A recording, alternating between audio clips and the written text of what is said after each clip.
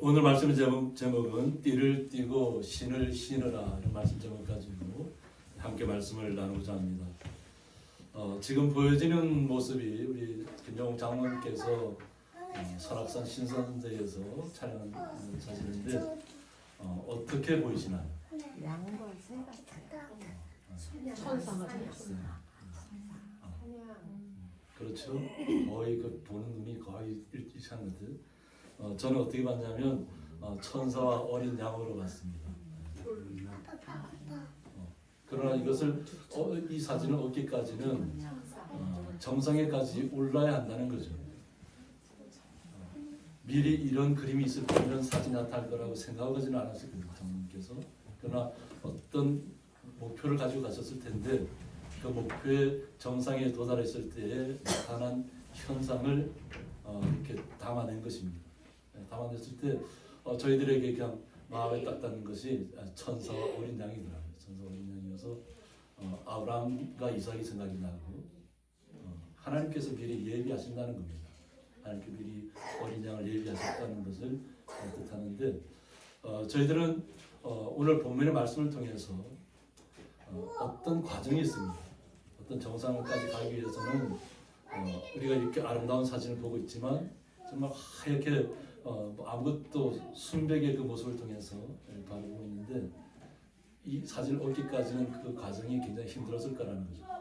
추위도 이겨내야 되고 또 정상까지 올라가는 길에 혹시라도 얼음이 얼어있거나 또 안반이 미끄러지지 않게 해서 조심조심해서 걸었을 것입니다. 그러나 결과물을 보고 저희들은 한웃음을 지르고 또 거기서 기뻐하는 것입니다. 우리의 인생도 마찬가지입니다. 우리의 인생도 정상에 도달하기까지는 그 어떤 것들 결과도 예측하기가 좀 어렵습니다. 그런데 오늘 본문의 말씀을 통해 보면 이스라엘 예루살렘에 큰 환난이 닥쳤다는 것입니다. 이 사건이 일어나는 시기가 스데반 집사님이 돌에 맞아서 순교하고 또 스데반 집사님이 순교하면서 마지막 그 했던 것이 뭐냐면 처음 하나님께 천지를 창조하신 것부터 지금 그 시간까지 오는 그 과정을 그 집사님이 모든 것을 다 완전 이야기를 하셨습니다. 처음부터 끝까지 우리가 살아왔던 모든 자전들을. 그러니까 하나님께서 지혜를 허락하시면 그러니까 막힘이 없이 모든 것을 뚫게 되는 것입니다. 그런데 결과는 돌에 맞아서 순교했다는 것입니다. 그런데 이 순교를 통해서 기독교가 더욱더 하나님의 은혜를 통해서 또 확장이 된다고 보는 거죠. 당시를 이끌었던 헤롯 왕이 손을 들어서 교회 중에서 몇 사람을 헤아려 했다고 했습니다. 우리가 성경에 잘 알고 있는 것처럼 바울도 스데반 집사님을 죽이는 데 앞장섰던 이름이 바뀌기 전에는 사울이었습니다. 그래서 사울의 이름의 뜻이 크고 높고 존귀한 자라는 뜻을 갖고 있습니다. 성경적으로 너무 잘 알았던 사울이었지만 그가 하나님을 예수님을 당해서 도저히 만나고 나서 그 이름이 바울로 바뀐 것입니다. 겸손한 자, 낮은 자로 바뀐 것입니다. 자신의 모습은 결코 크고 존귀하지 않다는 거죠. 그러나 낮고 겸손한 자에 있을 때 우리에게는 놀라운 어떤 서사를 이루는 영웅 같은 인물로 나타나는 것입니다. 왕의 입장에서는 기독교인들이 예수를 믿는 사람들이 점점 많아지니까 이것을 어떻게 방법을 찾아야 된다는 거죠. 그래서 지도자들을 잡아서 죽이면 기독교인들이 위축되고 예수 믿는 사람들이 사라지지 않겠냐 이런 생각을 가졌다는 겁니다. 그래서 실행을 했습니다. 그 실행이 뭐냐면 요한의 형제 야고보를 칼로 죽였다고 했습니다. 야고보를 첫 번째 순교자입니다. 지도자 중에서는. 순교자를 칼로 죽이니까 어떤 반응이 일어났을까요? 그냥 유대인들이 한우성을 질렀습니다. 유대인들이 이 일을 기뻐하는 것을 보고 왕의 입장에서는 자신의 왕위를 지키기 위해서 유대인들을 그리스도인들을 갖다가 잠잠하게 해야 되는데 그리스도인들의 지도자를 갖다가 죽인 후에 유대인들이 기뻐하고 있다는 거예요. 이를 보고 기뻐했다. 유대인들이.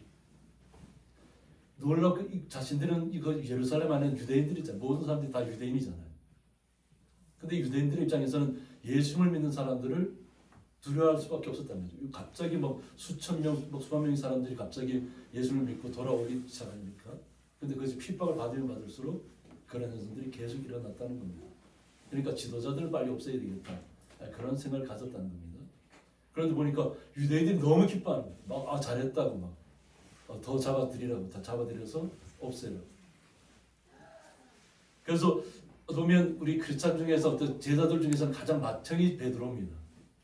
그래서 베드로를 잡으려 할세라고 했습니다. 때는 무교절 기간이었다는 겁니다. 무교절 기간이면 유대인들이 예루살렘에 더 많은 유대인들이 모여 있을 때입니다.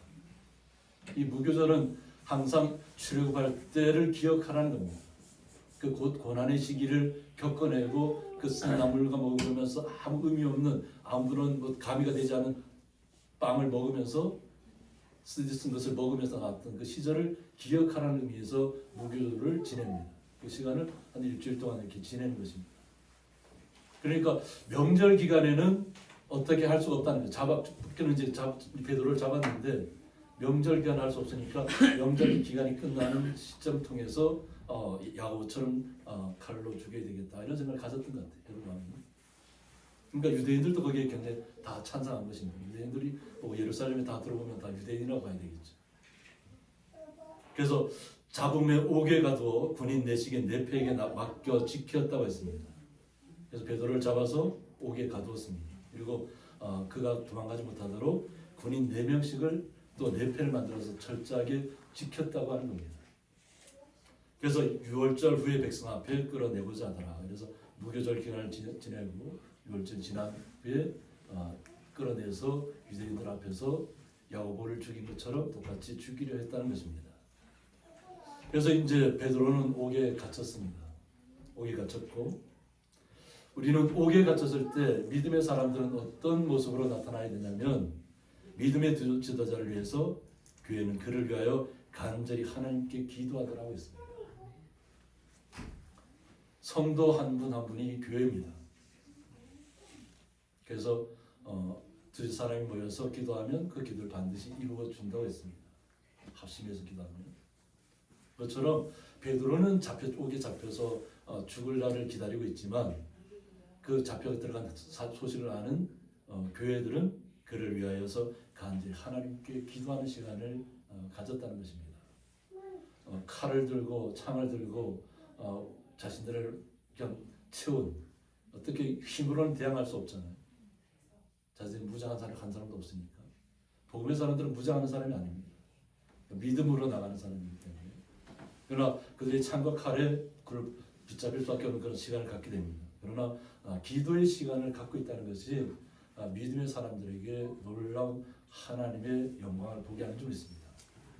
그래서 어떠한 상황 가운데 있다 할지라도 기도는 끊어지지 않아야 됩니다.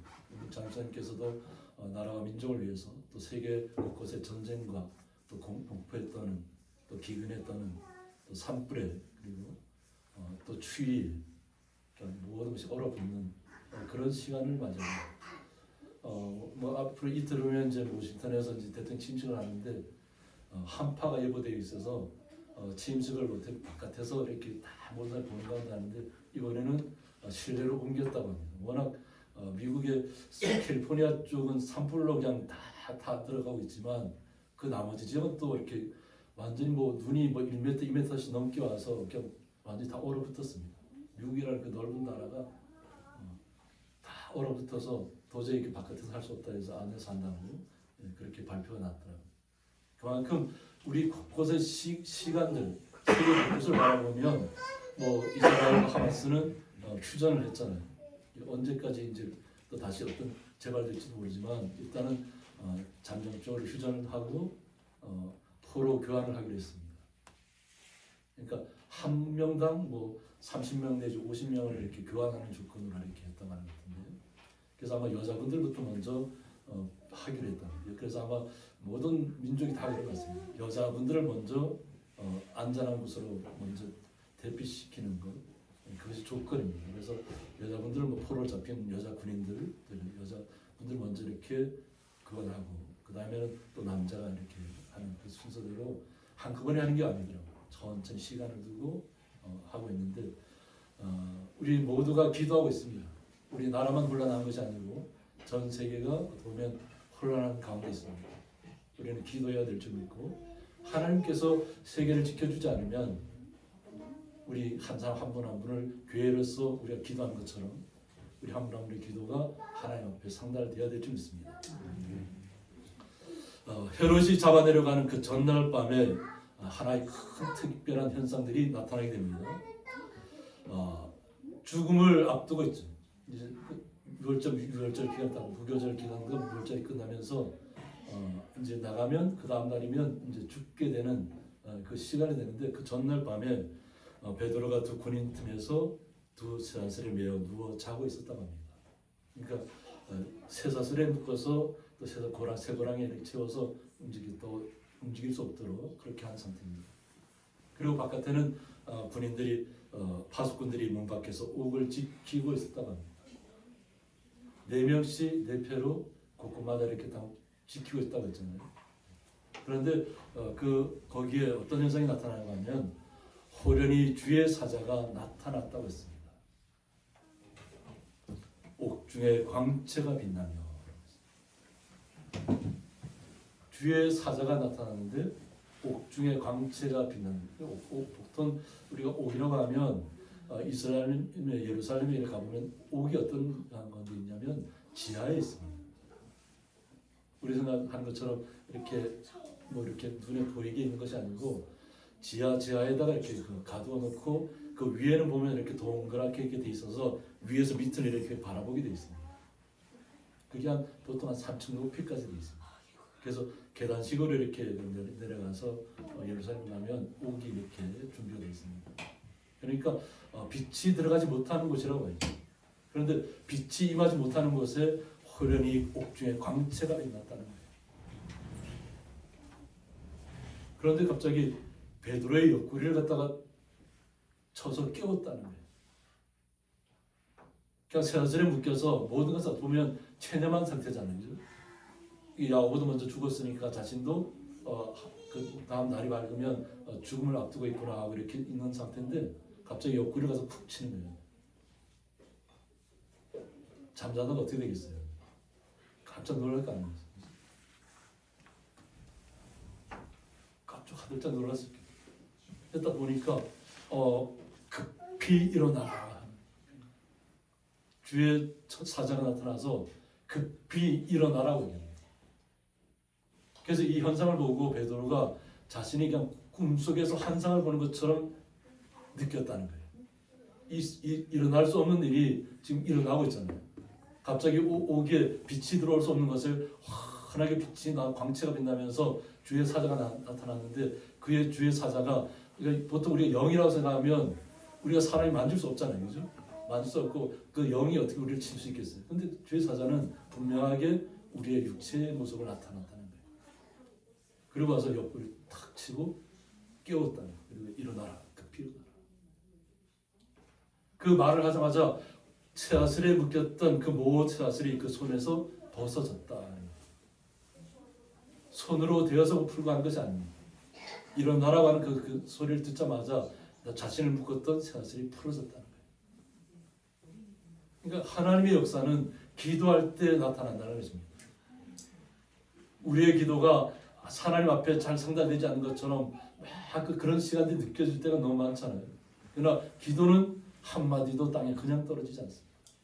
다 상달됩니다. 믿으셔야 합니다. 믿을 때에 하나님의 역사가 나타나는 것입니다. 그러면서 천사가 말합니다. 띠를 띠고 신을 신으라 합니다. 띠를 띠고 신을 신으라는 얘기는 뭐냐면 정신을 온전히 가다듬으라는 얘기예요. 우리 남자들은 허리띠를 매잖아요. 그죠? 그리고 예전에 우리가 도포를 입던 시절에는 어떻게 해요? 그냥 끈으로 여기 허리를 딱 묶죠. 그죠? 우리 한복을 입을 때 어떻게 하나요? 한복도 끈이 있나요? 없나요? 바지에. 우리 여자분들 한복도 끈이 있나요? 없나요? 있어요. 있잖아요. 그것을 묶으라는 거예요. 그러니까 끼워나라는 거예요. 지금 죽을 날을 기다리고 그냥 아무 생각 없이 그냥 있지 말라는 겁니다. 그리고 신을 신으라는 거예요.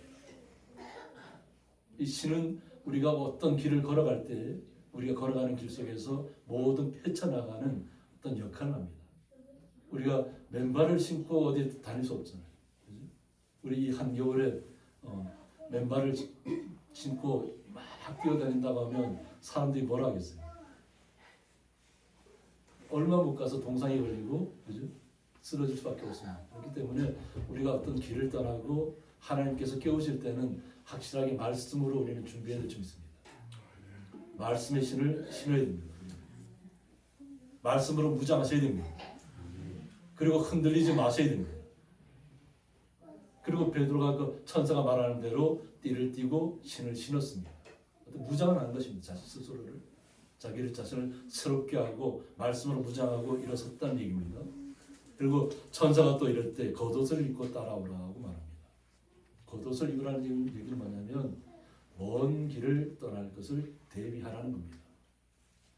이스라엘 지역에 중동 지역은 이 겉옷은 어떤 역할을 하냐면 주로 길을 걸어가다가 사막에서 잠들 때 그냥 자면 사막은 갑자기 낮에는 뭐 한낮에는 영상 40도까지 올라갔다가 밤에는 영하 40도까지 뚝 떨어집니다. 그런 시간을 이겨내려면 뭐 굴 속에 만약 이렇게 양들을 이렇게 우리 속에 들어가는 굴이 있다 할지라도 굴에 들어간다 할지라도 겉옷을 갖다가 이불을 삼아서 이렇게 하는 것입니다. 겉옷을. 어떤 우리 옛날에 어떤 뭐 이렇게 망토 같은 그런 역할을 하는 거죠. 그래서 겉옷을 먼 길을 떠나야 되니까 단단히 준비하라는 얘기예요. 그러니까 하나님의 일을 하는 데 있어서는 결코 쉬운 일이 없습니다. 어떤 환난 가운데 있다 할지라도 어떤 고난이 찾아온다 할지라도 완전히 말씀으로 무장하고 마음을 새롭게 하고 먼 여정을 좀 길게 봐야 됩니다. 여정을 길게 봐야 뭔가 한순간에 모든 것이 이루어지는 것처럼 이루지 말라는 거예요. 우리가 바울을 통해서 그것을 보면 뭐냐면 바울이 죽음의 순간을 매수 맞잖아요. 그죠? 돌에 맞고 태장에 맞고 그러니까 죽었다고 사람들이 다 내다 버렸어요. 그런데 하나님 예수님께서 어떻게 하신다고요? 바울은 너무 행복하다고 죽어서 이제 하나님 나라에 갈 수 있으니까. 그런데 예수님께서 뭐라고 그래요?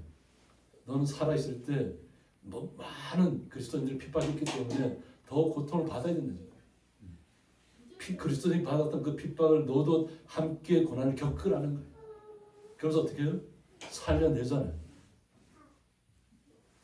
바울은 온전한 몸을 갖고 다니는 게 아니에요. 태장을 맞으면 어떻게 될까요? 40에 하나는 감암배를 한 두세 번 맞으면 어떻게 될까요? 우리가 그냥 혼절하다시피 합니다. 피가 터지고 살이 터지고, 그죠? 태장 맞아보신 분 계시나요? 민속촌, 예전에 민속촌에 가면 그냥 흉내는 낼 수 있잖아요. 태장 맞는 모습 가서 그냥 엎드려서 태장 맞는 모습 연출할 수도 있지만 또 사극 어떤 드라마를 보면 태장에 맞는 모습을 보면 피가 터지고 살이 터집니다. 고통의 시간. 죽지 않을 만큼만 때리는 거예요. 태장. 그 바울이 돌에 맞을 때 얼마만큼 돌에 맞았죠? 사람들이 봤을 때 죽었구나 할 때까지만 돌에 맞은 거예요. 그러고 갖다 내다 버렸어요. 바깥 성 밖으로. 그런데 예수님께 다시 살려내잖아요. 그러니까 바울은 어떤 고난의 어떤 그 모든 것을 이겨낸 인물입니다. 자신이 막 핍박했던 만큼 그리스도인들을 갖다 잡아가지고 죽였던 그 현장이 있었던 만큼 자신도 그 모진 고통을 견디면서도 하나님의 손을 놓지 않았다는 거예요. 예수님의 손을 놓지 않았다는 거죠. 왜? 예수님을 증거해야 되니까. 그만큼 베드로도 그와 같은 사명을 갖고 있는 것이. 오히려 바울은 나중에 일어난다잖아요. 그죠? 오히려 베드로는 처음부터 주님과 함께했던 자입니다. 근데 이 베드로가 자신을 새롭게 하고 마음으로 예수님의 말씀을 자신의 마음에 두고 말씀대로 움직이고 있다는 거예요. 그런데 이 모든 현상들을 그냥 천사가 와서 같이 인도하니까 그냥 뭐 같이 행동을 다 합니다. 근데 우리가 나중에 보면 깨닫고 보면 이게 꿈인가 생신가 하는 생각이 들어요. 분명히 자신은 그 옥에 갇혀 있고 아무것도 할 수 없는 모습인데 천사와 함께 하니까 자신의 모습이 그냥 아름다운 모습으로 그냥 모든 것이 마음이 새롭게 되는 모습으로 어떤 역경이 와도 다 이겨낼 수 있는 마음으로 바뀌는 겁니다. 마음속이 기쁨으로 가득 차는 겁니다. 육신의 모습은 도망자의 모습으로 나타날 수밖에 없잖아요. 현재는. 그런데 마음이 새롭게 되면 모든 것을 이겨낼 수 있는 믿음을 갖게 되는 것입니다. 그래서 베드로가 천사를 따라서 따라가기 시작합니다. 그래서 천사가 하는 것이 생시인 줄 알지 못했다고 했습니다. 얼마나 놀랐겠어요. 천사가 와서 환한 빛 가운데 자기를 갖다가 그냥 말을 직접 풀어준 것도 아니고 나타나는 그 순간에 일어나라는 순간에 서슬이 다 풀려버렸으니까. 그리고 따라가는 거 있잖아요. 천사만 따라가고 있는데 이 꿈인가 생신가 하는 거예요. 환한 빛 가운데 빛을 쫓아서 나가는 것입니다. 그래서 환상을 보는가고 했습니다. 환상. 그냥 자신이 꿈 같은 현실을 겪고 있다고 생각하는 거죠. 우리 성도님들도 그런 꿈을 꾸어본 적 없으신가요? 막 현실같이 막 꿈을 꿨는데 정말 실제인 것처럼 했는데 딱 해보니까 꿈이었어요. 그죠? 그런데 그와 같은 것을 지금 베드로가 이거 꿈속에서 내가 이와 같은 일을 체험하는 것 아닌가? 그와 같은 마음이 들 정도로 자신 꿈결같이 느껴졌다는 거예요. 아니면 환상을 보고 있다. 환상. 이 세상에서 볼 수 없는 일이 갑자기 자기에게 나타났다는 거죠. 그래서 이 베드로의 모습을 통해서 주의 주님께서는 천사를 보내서 주의 사자를 보내서 하나님의 역사를 나타냅니다. 그래서 이 걸어가는 모든 길을 보면 첫째와 둘째 파수를 지나 시내를 통한 세문에 이르렀다고 했습니다. 파수꾼들이 계속 지키고 있잖아요. 4명씩 이렇게 짝을 지어서 계속 구간마다 이렇게 지키고 있는데 그냥 주의 사자만 따라가면 되는 거예요. 그러니까 환상을 보는가 하고 생각하는 거예요. 근데 시내로 통한 세문에까지 이르렀다는 거예요. 세문은 그 당시에도 굉장히 지금 현 시대보다도 더 강하고 두껍고 그냥 몇 사람이 그냥 겨우겨우 열 수 있는 그런 세문들입니다. 지금 현대 문처럼 자동문처럼 딱 이렇게 이렇게 그런 문이 아니고. 그런데 그 문이 지금 우리 현실을 살고 있는 그 자동문처럼 그냥 문이 그 철문이 세문이 그냥 저절로 딱 열려버리는 거예요.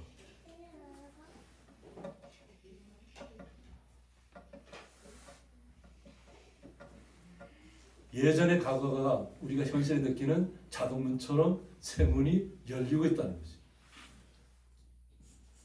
몇 사람이 들어서 이렇게 간신히 움직이게 된 그런 세문인데 그 문이 그냥 저절로서 열리고 있다. 우리는 자동문은 너무 잘 알잖아요. 그죠? 그래서 터치하면 착 열리잖아요. 그것처럼 주의 천사가 주의 사자가 그와 같은 역할을 앞장서서 했다는 겁니다. 그리고 밖으로 나와서 한 거리를 지나니까 천사가 곧 떠났다고 했습니다. 천사가 떠났다는 건 뭐냐면 이제부터는 너 스스로 주님의 말씀대로 움직이라는 겁니다. 예수님께서 항상 제 아들에게 말씀하셨습니다. 언제 어느 곳을 향하여 가든 미리 생각하지 말라고 했습니다. 내가 저기 가서 저 앞에서 어떤 말을 할까 미리 생각하지 말고 때가 되면 어떠한 환경 가운데 있다 할지라도 그때에 맞는 말씀을 예수님께서 주신다고 했습니다. 성경을 통해서. 그래서 믿음의 사람들은 두려워하거나 걱정하지 말라는 거예요. 그 어떤 현장 가운데 어떤 고난 가운데 처한다 할지라도 그 때에 맞는 말을 하나님께서 주님께서 말씀으로 주실 것이라는 겁니다. 그러니까 두려워하지 말고 나아가라는 것입니다. 그래서 이때 베드로가 정신이 번쩍 들었다는 거죠. 천사가 떠나고 난 다음에 정신이 번쩍 들었다는 거예요. 내가 이제야 참으로 주께서 그의 천사를 보내어 나를 헤롯의 손과 유대 백성의 모든 기대에서 벗어나게 하신 줄 알겠노라 하고 있습니다. 딱 정신이 들고 보니까 모든 유대인의 기대를 깨버렸다는 거예요. 지금 유대인들은 어떻게 날이 밝으면 어떻게 한다고요? 이제 베드로를 죽이는 거죠. 야고보를 먼저 죽였으니까 또 첫 번째 되는 지도자가 베드로라고 생각하니까 이 지도자를 죽여야 되겠다 이런 생각으로 기대에 부풀어 있었다는 거예요. 유대인들이. 근데 베드로가 깨닫고 마가라는 요한의 어머니 집에 가니라고 했습니다. 이제 베드로에게는 두려움이 사라졌을 것입니다. 자신이 처음에는 꿈인가 환상인가 이것이 꿈인가 생신가 이렇게 그런 마음으로 천사를 따라 나왔다면 이제는 천사는 떠나갔지만 믿음은 더욱더 확고해졌다는 것입니다. 그리고 자신이 가야 할 길을 가야 하는 것입니다. 그래서 깨닫고 마가라는 요한의 어머니 집에 가니라고 했습니다. 여러 사람이 거기에 모여 기도하고 있다라고 했습니다. 기도의 힘이 얼마나 놀라운 것을 이 본문을 통해서 깨닫게 됩니다. 오늘 본문에 택하지는 않았지만 이후에 보면 문을 두드리는 베드로가 문을 두드리는데 그 여종이 나와서 먼저 이렇게 봅니다. 근데 그 당시 이스라엘에 가보면 보통 우리가 문에 가면 이렇게 문을 조금씩 이렇게 보고 바깥에 누가 왔는지 이렇게 보는 것이 이렇게 조그맣게 여는 게 있습니다. 요즘은 그런 게 별로 없지만 예전에 우리 성도들 집에 보면 조그맣게 이렇게 작은 유리 창문을 이렇게 문에다 붙여갖고 유리를 통해서 바깥을 보셨잖아요, 그죠? 근데 그 당시는 거기다 쇠문이고 이렇게 나무로 문을 만들었다 할지라도 밖에 누가 와서 두드리는가 볼 수 있도록 이렇게 여는 것이 있습니다. 근데 그것을 종이 와서 딱 보고는 뭐 목소리도 베드로의 목소리고 딱 보니까 베드로인데 갑자기 놀라갖고 그냥 문을 열어주지 않고 그냥 뛰어들어가 버립니다. 왜? 베드로는 옥에 갇혀서 오늘 날이 밝으면 죽을 사람인데 지금 갑자기 눈앞에 나타나니까 문은 열어줄 생각 안 하고 막 기도하는 분들한테 가서 막 베드로가 왔다고. 그러니까 안에 있는 사람도 믿을까요, 안 믿을까요? 안 믿은. 아니 지금 베드로는 지금 옥에 갇혔다가 이제 날이 밝으면 꼭 죽을 날만 기다리고 있을 사람인데 지금 나타났다고 하니까. 그러고 나서 모든 기도하던 사람들이 다시 나와서 문을 열어주고 베드로를 맞이합니다. 그리고 그때부터 다시 주님의 역사가 나타나는 것입니다. 우리가 오늘 본을 통해서 띠를 띠고 신을 실으라고 했습니다. 이것은 한순간에 일어나고 한순간에 사라지는 일이 아닙니다. 우리는 말씀으로 무장하셔야 되고 말씀 속에서 날마다 그 말씀을 가지고 기도하셔야 될 줄 믿습니다. 우리가 이 나라와 민족을 위해서 기도하는 것처럼 또 전 세계의 모든 전쟁의 공포가 끝나기를 기도하는 것처럼 모든 나라마다 겪고 있는 환난과 기근과 모든 한파와 모든 이 땅에 나타나는 모든 일들이 우리가 주님의 뜻에 맞게 기도할 때 모든 것이 잘 나눠질 줄 믿습니다. 그래서 우리 성도님들의 기도가 그래서 중요합니다. 우리 성도님 한 분 한 분이 움직이는 교회입니다. 주님의 말씀을 가지고 마음을 새롭게 하시고 마음을 흐트러뜨리지 마시고 띠를 굳건하게 남자답게 묶으시기 바랍니다. 여러분들은 또 한복에 옛날 그거 하는 거 딱 묶으려면 어떻게 해요? 여기를 꽉 묶잖아요, 그죠? 남자들은 허리띠를 강하게 묶는 것이 아니에요, 그죠? 절대 어떤 상을 발사하지 않도록 꽉 묶습니다. 그리고 우리는 말씀으로 무장하시고 말씀으로 기도하시고 이 세상에서 일어나는 그 어떤 일도 우리는 주님께서 주관하신다는 것을 믿기 때문에 우리는 기도의 승리자로, 기도의 아버지로, 기도의 어머니로, 기도의 성도님으로 날마다 나타나시기를 주님의 이름으로 축복합니다. 함께 기도하겠습니다.